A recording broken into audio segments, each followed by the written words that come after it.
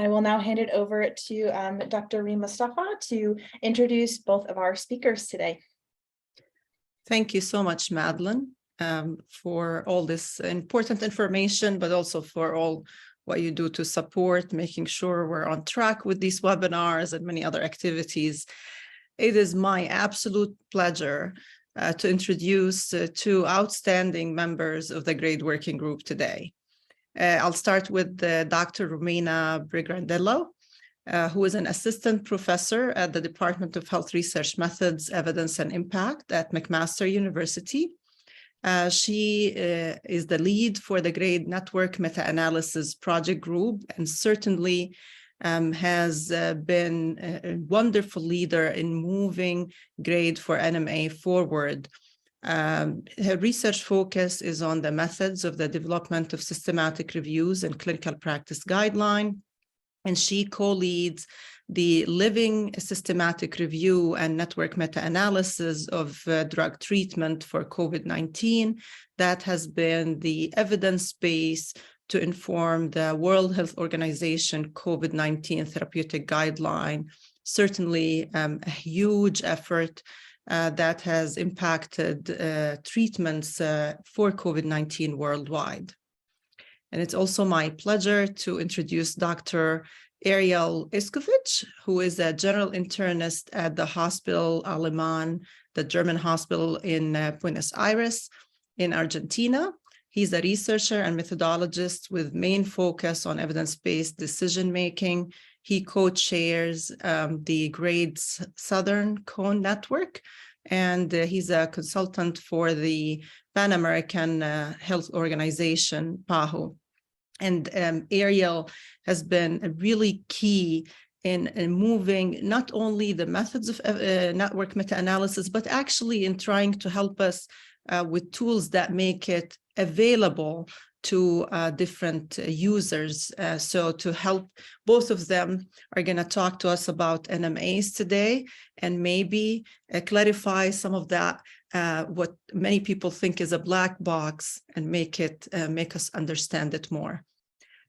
For all our participants today, thank you for joining. We're very excited. Please, we will have some time at the end for questions and answers, but do not hesitate to add your questions in the chat, and we will moderate both the questions live and in the chat. Thank you. Romina, I'll give it to you. Thank you, Reem, and thank you everyone from the US GRADE Network for having us here this morning. I'm going to start sharing my screen, and I hope you can see it. Yes, great, thank you. Okay then, so no more introductions needed, so I'm just gonna go straight to what we have prepared for you today.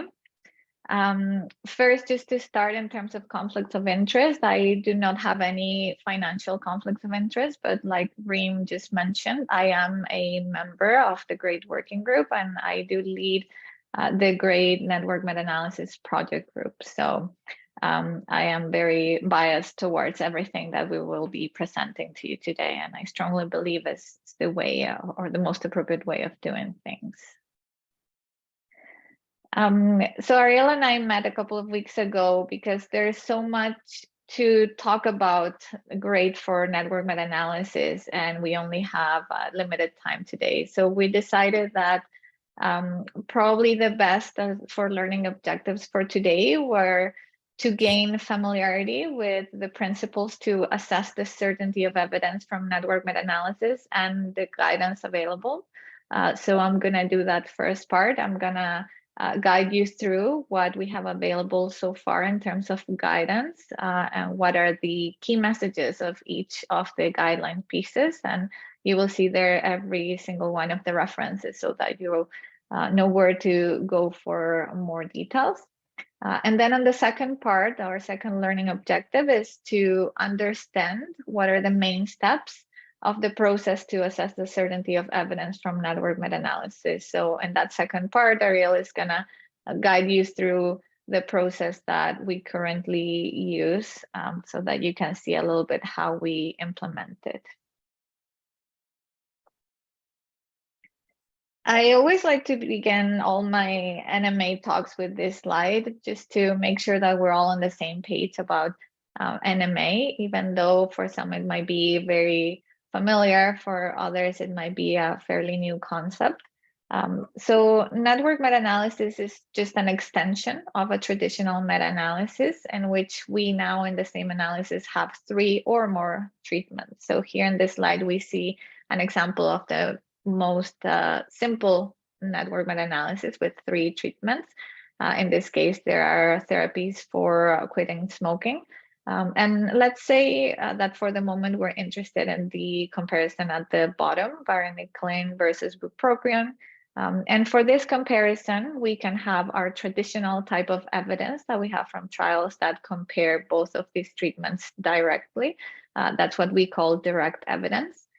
But we can also have trials that have compared each of these options with a common comparator, in this case, nicotine replacement therapy.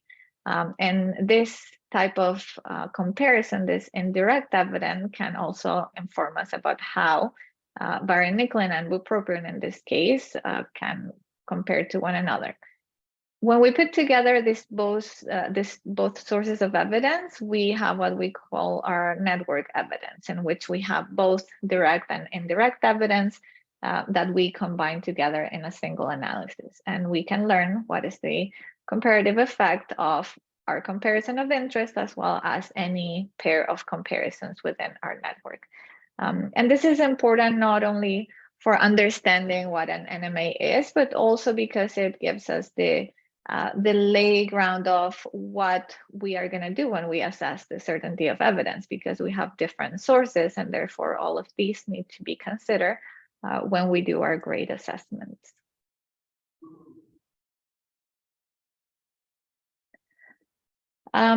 So I'm going to first start talking about the main grade guidance available to date. And I'm going to show you what are the key principles of each of them. And then I'm also going to give you a little preview of what it's in publication process before I hand over to Ariel. So this is our first paper, our grade approach to NMA paper. It was published in the BMJ in 2014. And in this paper, the grade working group just described the main process for assessing the certainty of the evidence from NMA. There are some key messages from this paper. So first of all, just like we do for every assessment of the certainty of the evidence, when we are dealing with NMAs, we are assessing the certainty for each of the outcomes. But also, now that we are dealing with a network and multiple interventions addressing the same outcome, we must do our rating of certainty of the evidence for each of the pairwise comparisons that result from this network meta-analysis. So in the simplest case of 3 interventions, we're going to have 3 comparisons, and therefore we're going to have to do 3 ratings.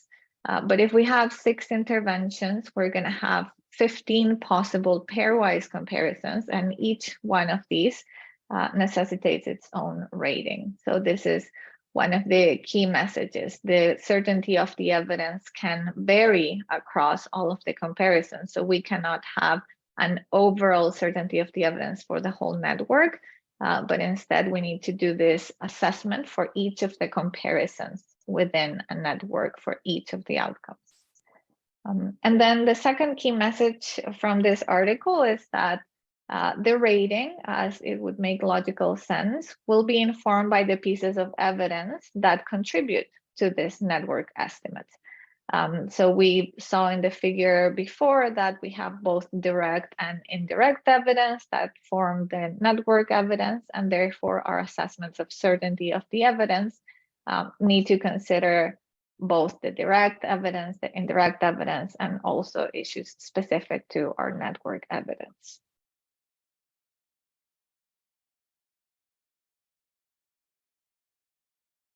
After 4 years in 2018, the grade working group published the second paper. This paper provided a little bit more details about the process after the group had gained more experience applying the approach that we had proposed at the beginning. So this paper was published in the Journal of Clinical Epidemiology.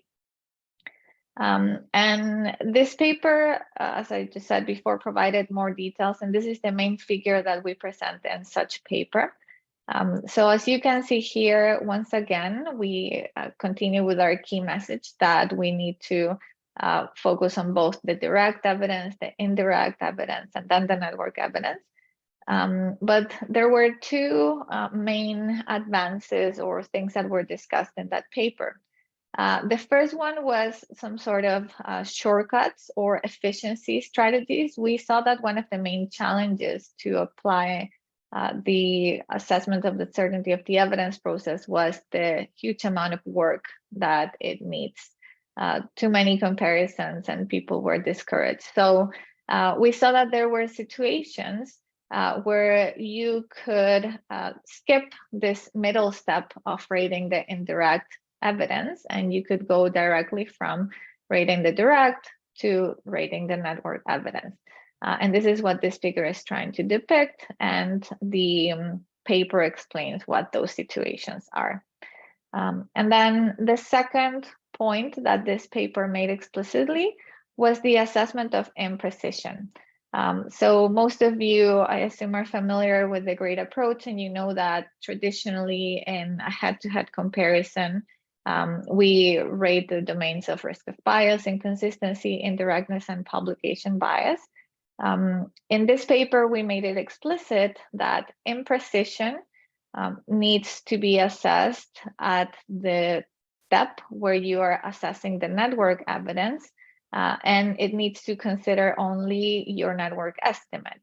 There is no point, or it didn't make logical sense to us, that we would be punishing our network estimate because of imprecision issues on the direct estimate. At the end of the day, one of the most commonly cited advantages from network meta-analysis is that by combining different sources of evidence, you would end up with more precise estimates of effect. And therefore, we said for rating the network estimate, you consider imprecision in this estimate and do not consider imprecision of the direct estimate.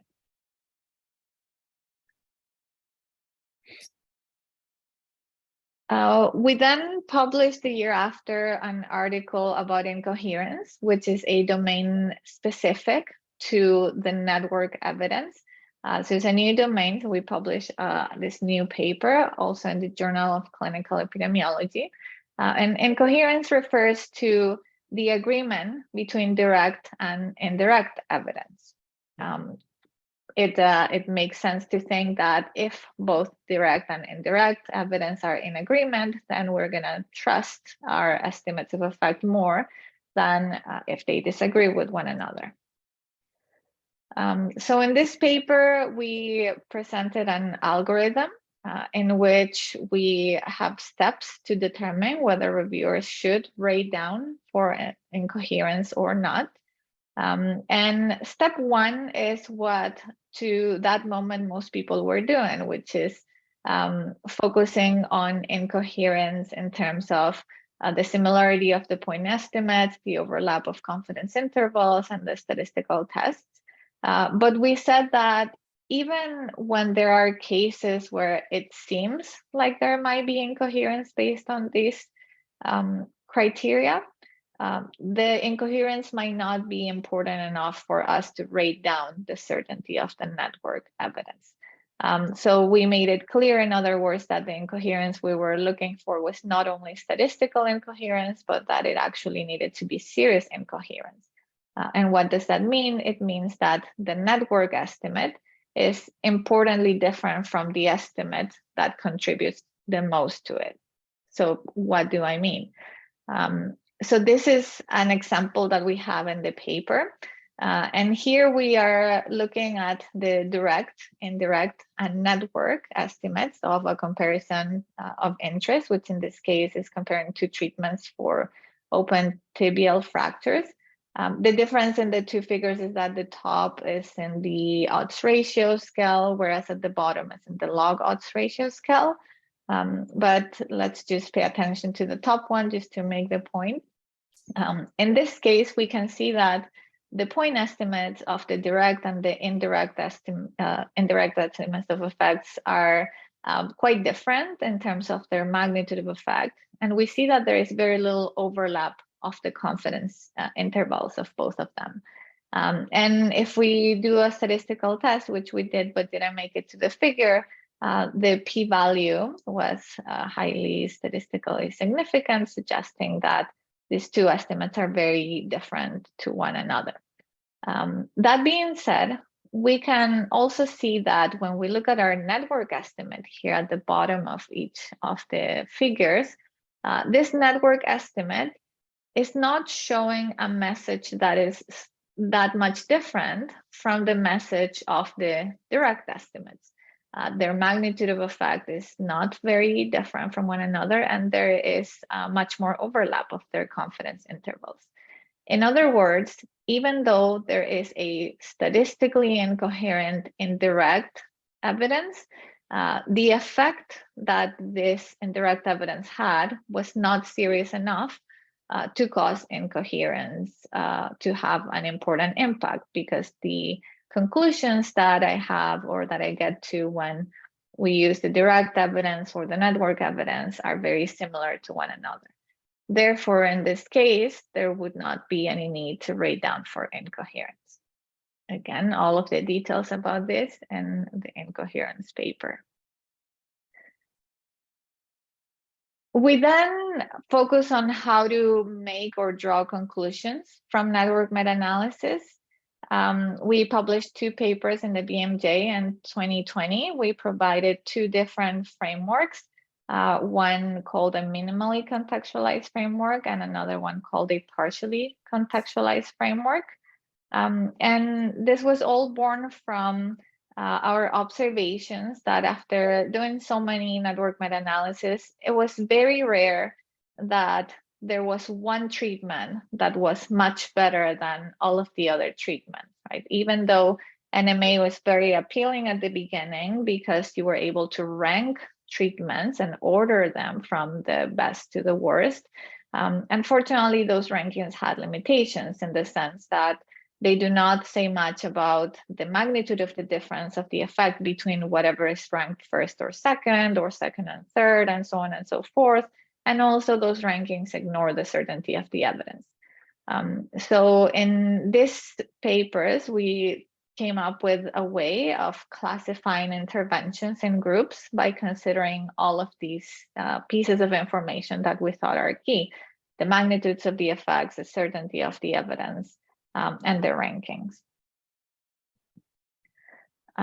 So we had the 2 frameworks. The minimally contextualized framework allows classifying interventions from the most to the least effective, or from the most to the least harmful, depending on whether the outcome is a benefit or a harm, but without paying attention or without assigning a value to the actual magnitude. So we have groups from most to least, but whether most is a large effect or not it's not covered by the minimally contextualized framework, whereas the partially contextualized framework does classify treatments from those from a large to a moderate to a small but important or a trivial effect that can be either a benefit or a harm.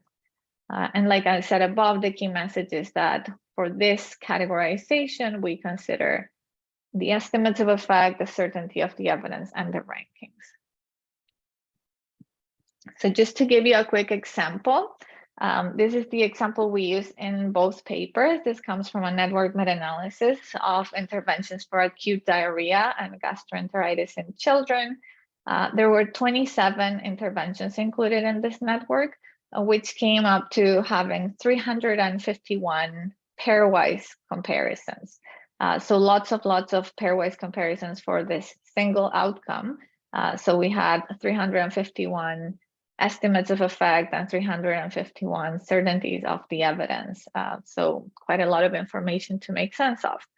I'm not going to talk about the details of the process that's described on the paper, but just to show you, after we apply this process, for example, we can come up with this kind of information. So using the minimally contextualized framework, we can know that we have high certainty, that we have these two treatments, S-Boulardi plus zinc and smectide plus zinc, that are among the most effective.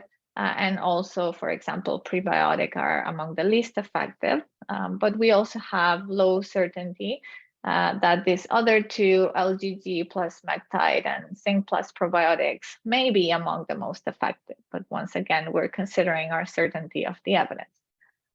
So that's what we get. So we reduce this whole pool of information from 351 comparisons to a categorization in groups of treatments according to effectiveness. And something similar when we use our partially contextualized approach, but in this case, the driver of our classification has to do with the magnitude of the effect.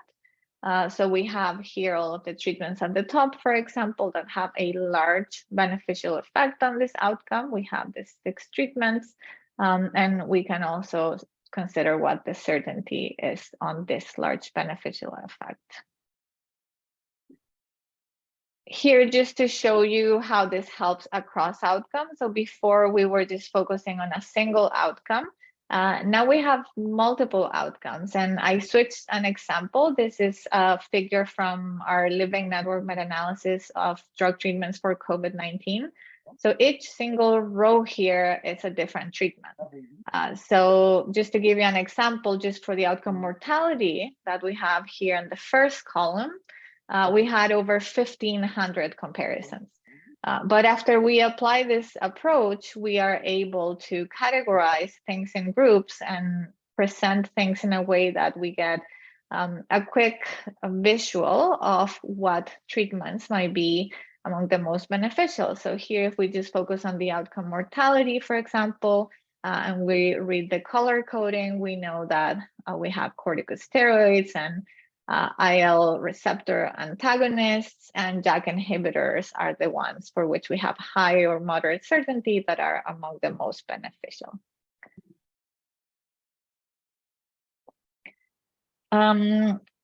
We also publish guidance on how to address imprecision in a network meta-analysis.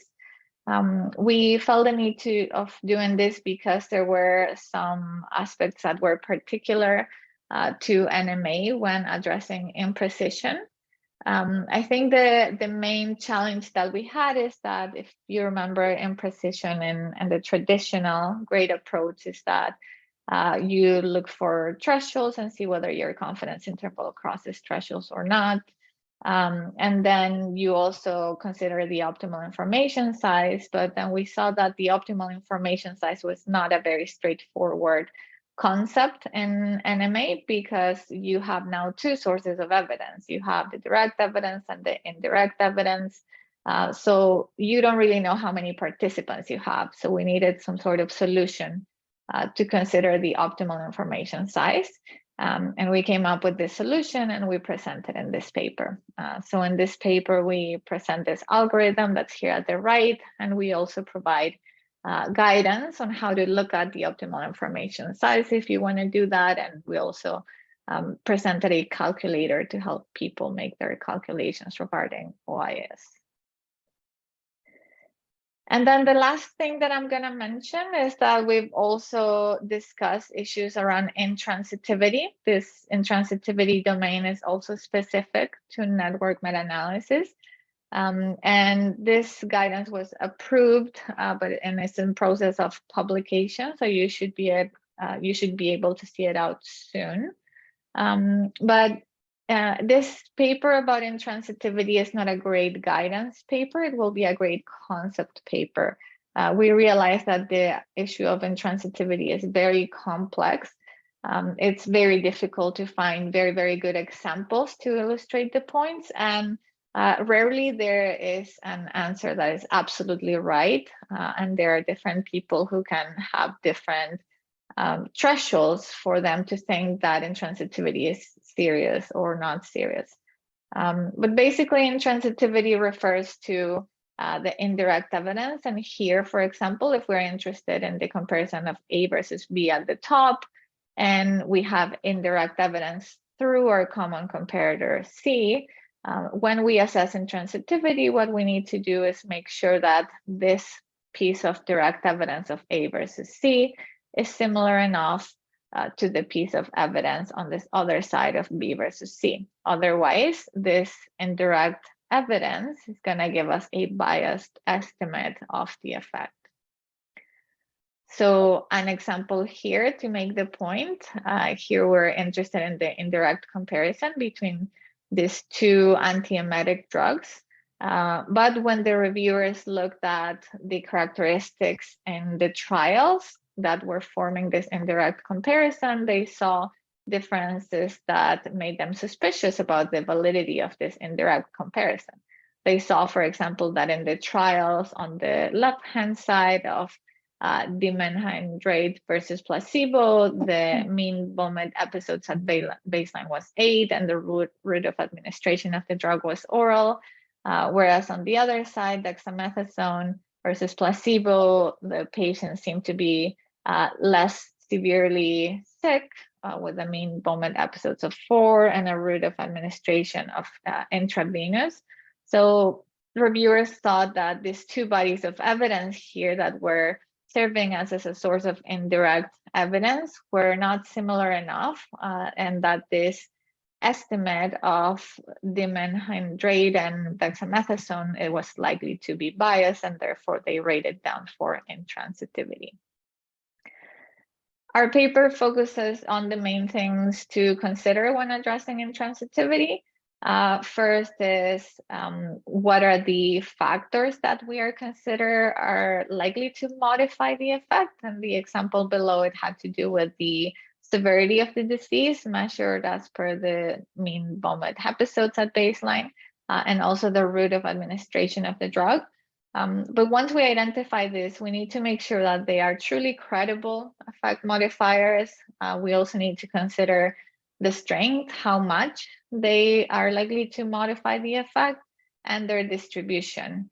Maybe there are slight differences between the two sides in terms of the distribution of the effect modifiers. Maybe these differences are bigger. And because there are so many factors that are playing a role, that's why it becomes so complex. So this paper discusses the main principles just to give people an idea of what to look for when doing their assessment. And yeah, that's my part. I'll just pass the control to Ariel now so that he can show you how we actually implement these assessments in real life. Thanks, Romina. I will share my screen now. Can you see my screen? Perfect. Yes. Yes. Okay. So I will talk about how to practically implement all these issues and concepts that Romina so clearly explained.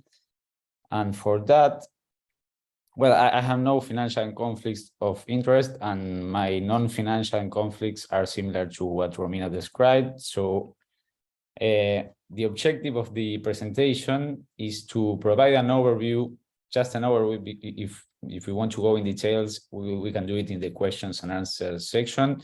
I will provide a big overview, and for that, I will use an example from the drug treatments Living NMA.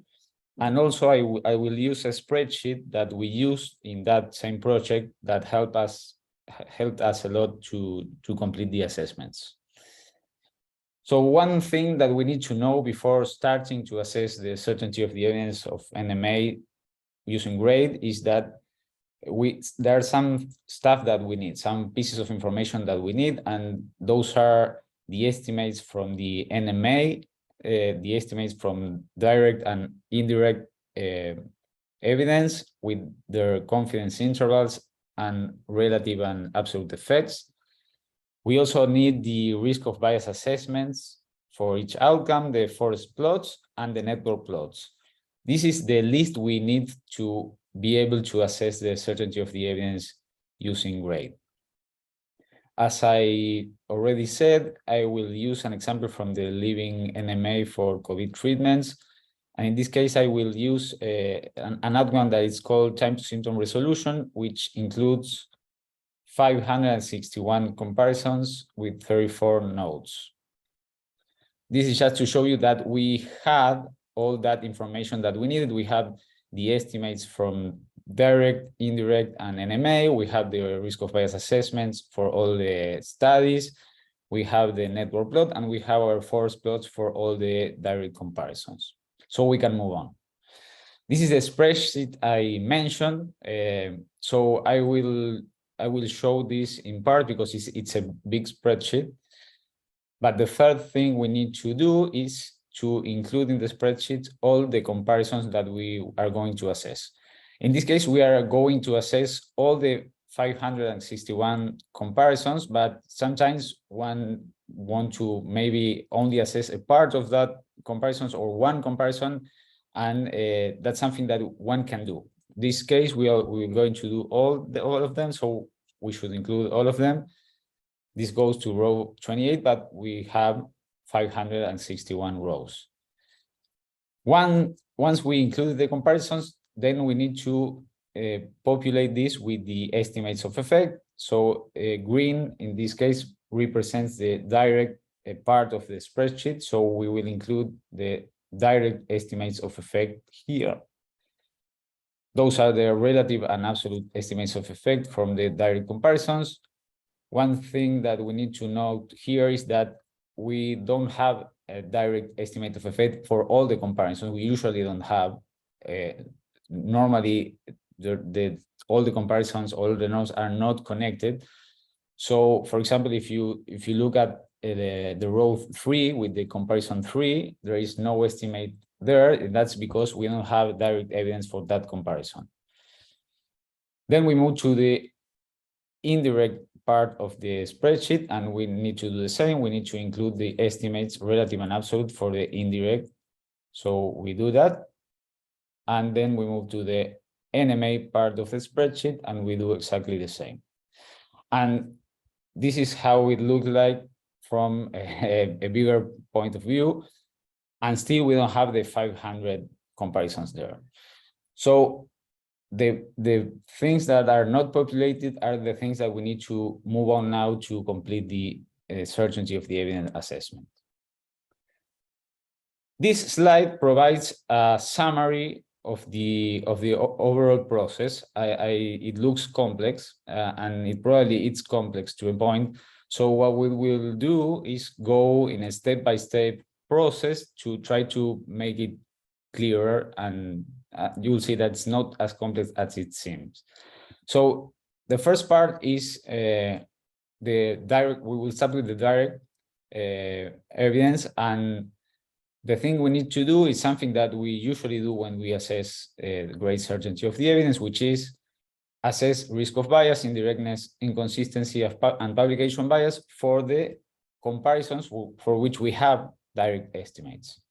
So in this case, for example, we have 42 direct estimates of the overall 561. So the first thing to do is identify the comparisons that have direct estimates and work on them.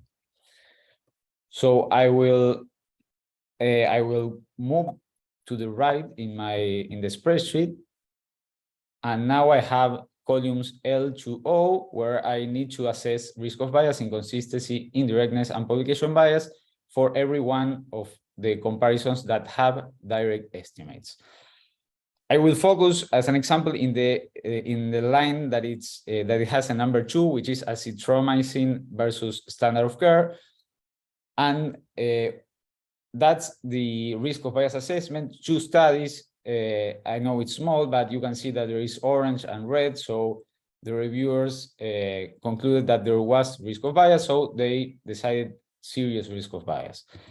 Then we have the forest plot, and also 2 studies, and as you can see, estimates of effects, different estimates of effect with confidence intervals not overlapping. So the reviewers also decided that there was inconsistency here, serious, they then decided there was no serious indirectness and no serious publication bias. That gives us a first certainty assessment that this estimate or this rating does not include imprecision, as you can see. And that's something really important for the things that came after. So we need to do this exactly the same process for all the 561 comparisons. In this case, only 42, because as you remember, only 42 of those comparisons had direct estimates.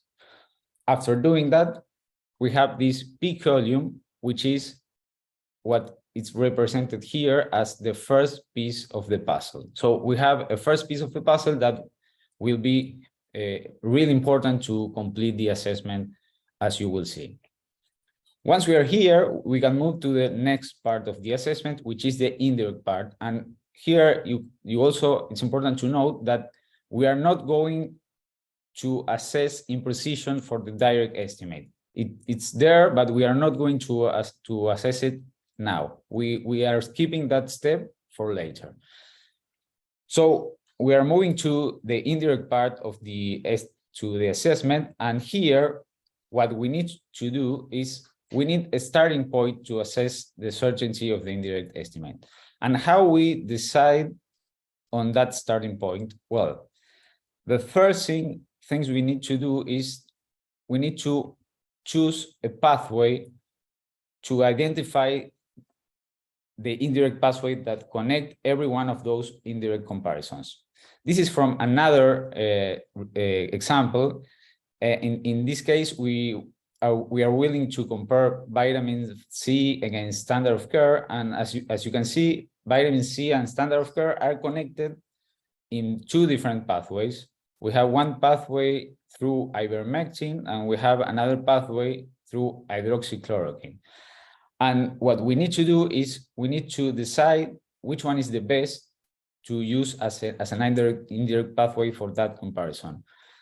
In this case, reviewers decided that the best pathway was through hydroxychloroquine, and the reason is that there was much more information on that pathway, as you can see by looking at the width of the lines and the size of the nodes, which represent the amount of information in that pathway. So in this case, the reviewers decided that the best pathway was vitamin C, hydroxychloroquine, and standard of care. This is the network plot from our example, and as you can see, it has a star-shaped form, which means no, in this case, most of the nodes are connected through a big node that is standard of care or placebo. So probably in our assessment, what we will have is that most of the pathways that connect those nodes go through standard of care and placebo. And that's what we need to assess now. So we need to look at every comparison that has an indirect estimate and decide which one is the best pathway to choose. In this case, as you can see, well, in what we are looking at, like is 20 comparisons from the 560. All of that ones are connected through standard of care placebo. And as you can see, once we decide which one is the correct pathway for every comparison, we instantly have our certainty in that pathway. We have our certainty in treatment 1 versus the comparator, which is standard of care, and we have our certainty in treatment 2 versus the comparator, which is standard of care. And how do we have these ratings already there? And the reason is that we already completed that ratings when we assessed the direct estimates. We assess all the direct estimates that we have, and we are using those now to complete the indirect pathways. So this is something that we don't need to go back and reassess the certainty because we already done that. So the thing we need to do is only select the best pathway for every comparison. And once we do that, we have our starting point for the assessment of the indirect estimate. And the starting point is the lowest one of the components of the indirect pathway. For example, for the 37 comparison, we have treatment 1 versus a comparator, which is standard of care, low. And then we have treatment 2, which is ceftazidime against standard of care, moderate. So we need to select the lowest one, which is low. So that's our starting point. So we need to do that for all the comparisons. And that way we have our starting point for assessing indirect estimates certainty of the evidence. Next step, step B2, is assessing intransitivity, which Romina already talked a little bit about. And well, I will not go in details. We need to assess intransitivity. And after doing that, we have our second piece of the puzzle, which is here in column AR, which is represented in the slide in this part with the second piece of the puzzle. So now we have two pieces of the puzzle, the two pieces that we need to move on to the NMA part of the assessment. And again, please note that we are skipping the imprecision assessment for the indirect estimate. So we move on to the third and last part of the assessment. And here again, we need a starting point. We need to select a starting point. And how do we select the starting point? Well, we have two options. One is using the direct rating as a starting point, and the other one is using the indirect rating as a starting point. And how we decide on this? Well, we need to look at the estimates and consider two things. First thing to consider, dominance. Is there a dominant estimate between direct or indirect? Which means that is there an estimate that is providing most of the estimate to the NMA, or are both estimates providing providing importantly to the NMA estimate? If there is a dominant estimate, as in this case where direct estimate is dominant, then we should use that one to as a starting point for the NMA assessment of the certainty of the evidence. In cases where there is no dominance, then we should consider the certainty of the evidence and select the one that has higher certainty of the evidence.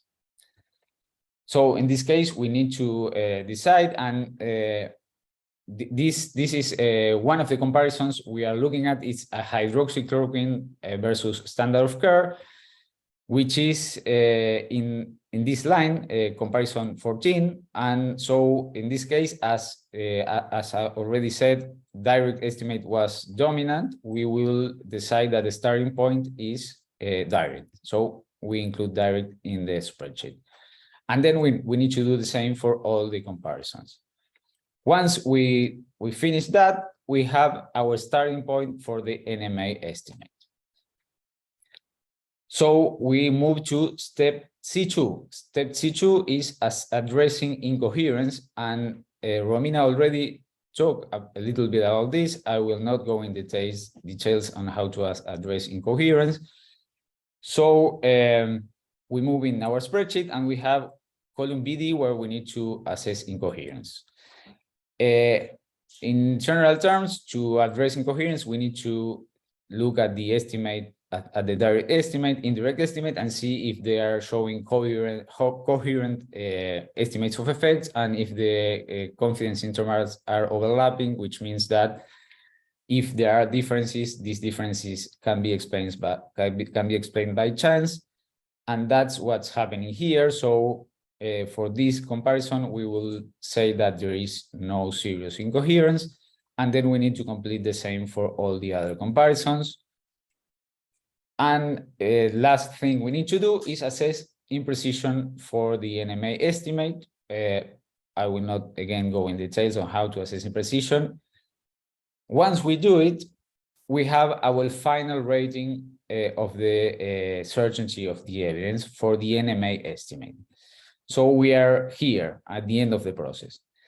Normally, usually, the thing that you will find mostly when addressing the certainty of NMAs is that that estimate of effect, the NMA estimate, is the one that you will be using because it's the more it's the reason why you at first place perform the NMA, and it's probably the one that it as already Romina already told us, it's probably the most precise. So usually this is the estimate that we will be using. So that will be our definitive certainty rating of that comparison. And in the spreadsheet, this is shown in the column BG, where we decide which one of the three estimates of effects, direct, indirect, or NMA, we are going to use as the one that informs that particular comparison. So as you can see in this example, most of the time, this is the NMA estimate. And here, if that's the case, that's the final certainty rating, and we are finished. I will talk about one particular situation, which is when we have incoherence.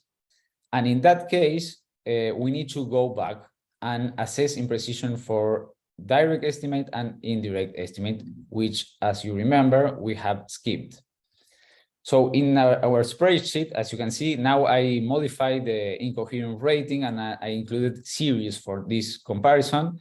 And the spreadsheet tells us that we need to go back and finalize direct and indirect certainty rating. So we go back, and as you can see, the spreadsheet is telling us that we need to assess imprecision, so we do so.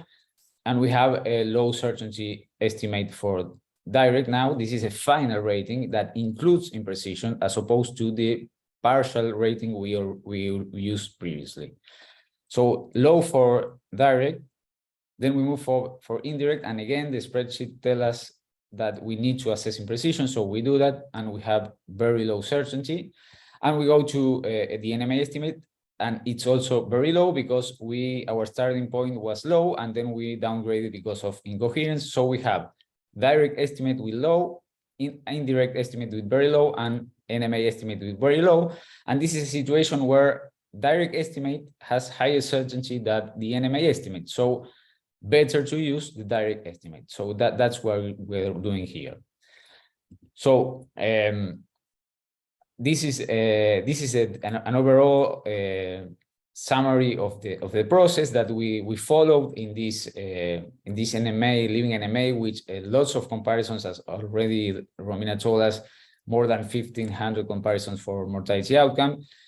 And we were able to do so I would say, in a reasonable amount of time, probably thanks to this process and the spreadsheet. Bad news is that this is probably as simple as it can get. Good news is that there is a paper on its way where we explain in detail the practical approach, and also we provide the spreadsheet for everyone to use it. Thank you very much. Thank you very much, Ariel and Romina, for this very, very organized presentation for a really complex topic. I'm going to wait for if anyone has questions, but maybe I will start with a quick clarification, Ariel. Part of it is because I did use the spreadsheet and I know how useful it is. And I think you already mentioned it, but I want to highlight it to everybody who's on the call. All these columns that were in gray were automatically filled by the spreadsheet. Is that correct? Correct, yes. So a lot of what's in there, you really have to make a choice, and then it will automatically carry over, which does make a huge, huge difference in the practicality of implementing the use of this framework.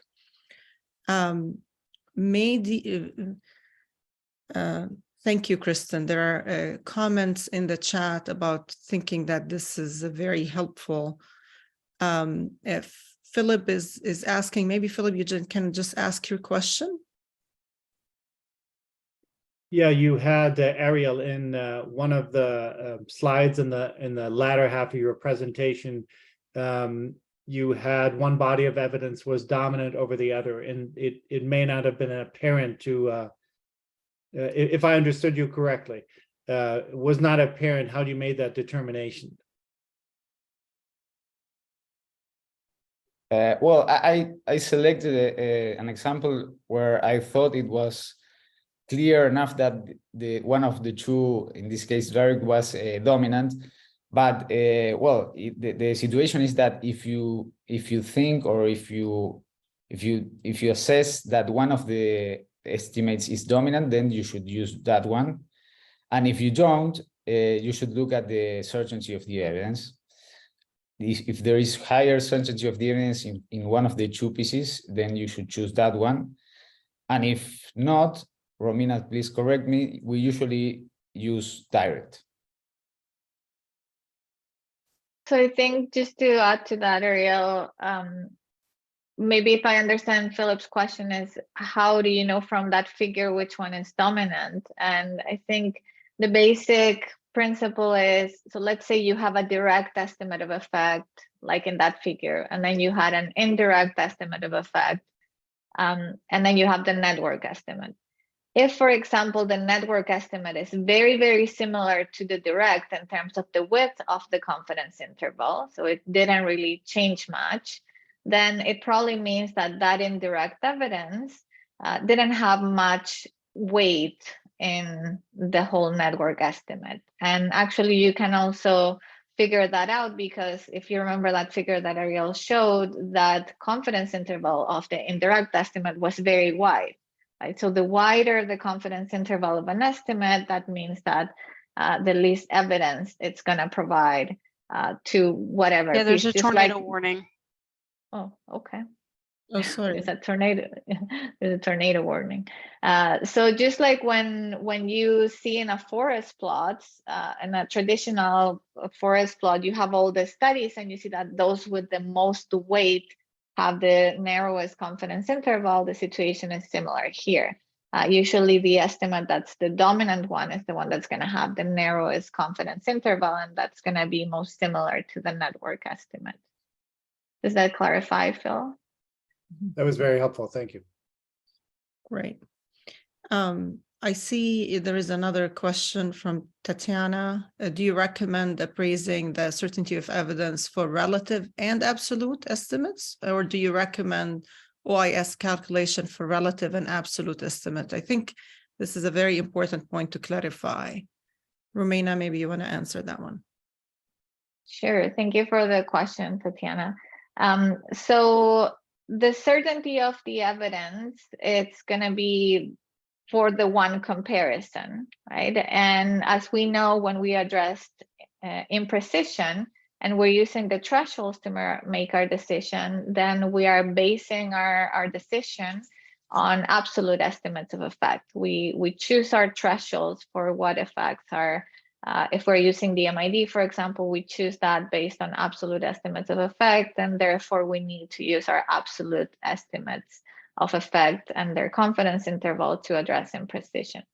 That being said, when we address the optimal information size, as you might see in the paper, if you go look closer, when we need to make these calculations for the optimal information size, because they are statistically more complex, we do make them based on relative estimates of effect, just because of the way that the formulas are constructed. But we always, as usual, start with the absolute estimates of effects in terms of the threshold approach to imprecision. And only if we need to look at the OIS in the context of NMA, we use the relative estimates for that same effect. Thank you. That was excellent. Lots of thanks and praise. I'm going to end with one question from Safer Rahman. If there is no dominant estimate between direct and indirect and the same number of comparisons, which one would you start with? Direct, indirect, or network? I assume that it means on this, if there's no dominant I'm not sure what the same number of comparison part refers to, but if they both seem to have similar weight and they are coherent, so and they're telling us the same message, we should be able to start with the highest between the two, like Ariel said, because we have higher confidence in one, but the other one with lower confidence is telling us the same thing. So overall, it makes sense that we have the highest confidence of the two. Well, thank you again so much for this very clear presentation about network meta-analysis and providing all the users with tools that make it implementable.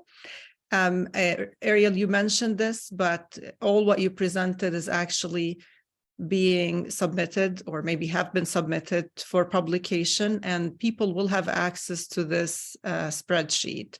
So if you have networks that you're working on, don't hesitate to reach out to Romina and Ariel, and maybe we'll have even more examples to share with next great papers. Thank you very much. This was phenomenal. We appreciate your time. Thanks for everyone who joined us today, and see you next time with our next webinar. Any last announcements, Madeline? No, I think that's it. Thank you so much for joining us today. And yeah, just keep in touch with us on social media and Facebook, and you'll hear about when our next webinar is scheduled. Right. Right. Thank you all. Thank you. Thank you. Bye.